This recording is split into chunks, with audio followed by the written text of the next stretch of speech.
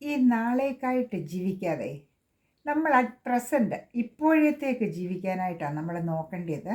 നാളെ അത് നമ്മുടെ ഫ്യൂച്ചറാണ്, അത് നാളേക്ക് വരാൻ പോകുന്നു.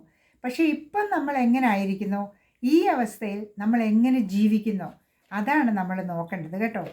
നാളത്തേക്കുള്ളത് നാളെയാകട്ടെ, കഴിഞ്ഞു പോയത് പോയി. പക്ഷേ ഇപ്പം നമ്മുടെ ജീവിതം നമ്മൾ എങ്ങനെ മുന്നോട്ട് കൊണ്ടുപോകണം, അതായിരിക്കും നമ്മൾ നോക്കേണ്ടത്. നമ്മൾ ഈ ചില സമയത്ത് മീറ്റിങ്ങിനും സ്റ്റഡി ഡേക്കൊക്കെ പോയിരിക്കുമ്പോഴേ അവിടെ അവർ എല്ലാ ക്ലാസ് എല്ലാം കഴിഞ്ഞിട്ട് ചോദിക്കും, ഇതിന് ആർക്കെങ്കിലും ഡൗട്ട് വല്ലതും ഉണ്ടെങ്കിൽ ചോദിച്ചോളാൻ പറയും. പക്ഷേ ഞാനൊക്കെ ആണെങ്കിലേ എനിക്കൊരു പേടിയൊക്കെ, ഞാൻ ചുറ്റും നോക്കിയിട്ട് ആരും എഴുന്നേൽക്കുന്നില്ല, അവർക്കൊരു ഡൗട്ടും ഇല്ല ചോദിക്കാനായിട്ട്. അപ്പോഴത്തേക്ക് എനിക്ക് തോന്നും, എനിക്ക് മനസ്സിലായി കാണത്തില്ല. അന്നേരം എനിക്ക് തോന്നും ആർക്കും ഒരു ഡൗട്ടില്ലല്ലോ, ഇപ്പം ഞാൻ കയറി ചോദിച്ചു പോയിട്ടുണ്ടെങ്കിൽ ഇവർക്കൊക്കെ മനസ്സിലാകും, എനിക്കൊന്നും മനസ്സിലായിട്ടില്ലെന്നുള്ളത്.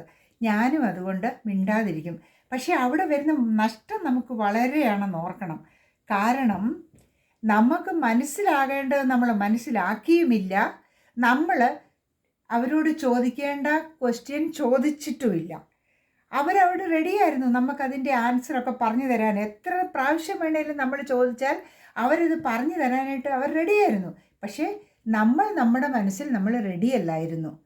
ഇങ്ങനെയാണോ വേണ്ടത്? ഒരിക്കലുമല്ല കേട്ടോ. നമ്മൾ നമ്മുടെ മനസ്സിലെ ക്ലിയർ ചെയ്ത് മുൻപോട്ട് പോകണം. എങ്കിലേ അടുത്തിരിക്കുന്ന അടുത്ത് വരാനുള്ള വ്യക്തി എന്നോട് വന്ന് അതെന്തുവാണെന്ന് ചോദിക്കുമ്പം എനിക്കതിൻ്റെ മറുപടി കൊടുക്കുവാൻ പറ്റത്തുള്ളൂ. നമ്മളെപ്പോഴും നമുക്ക് കിട്ടുന്ന ചാൻസ് ഒന്നും നഷ്ടപ്പെടുത്താതെ നമ്മുടെ ജീവിതത്തിൽ എന്തെങ്കിലും നമുക്ക് പഠിക്കാനായിട്ട് നമുക്ക് വേണ്ടിയതാണ്, അത് മറ്റുള്ളവരിലേക്ക് പകർന്നു കൊടുക്കാൻ വേണ്ടിയതാണെന്നുള്ളതിന് നമ്മൾ അറിയാൻ വയ്യാത്ത കാര്യം മറ്റുള്ളവരോട് ചോദിച്ച് മനസ്സിലാക്കുക തന്നെ വേണം. അതൊരിക്കലും നമുക്ക് മാറ്റി വയ്ക്കേണ്ട കാര്യമല്ല കേട്ടോ.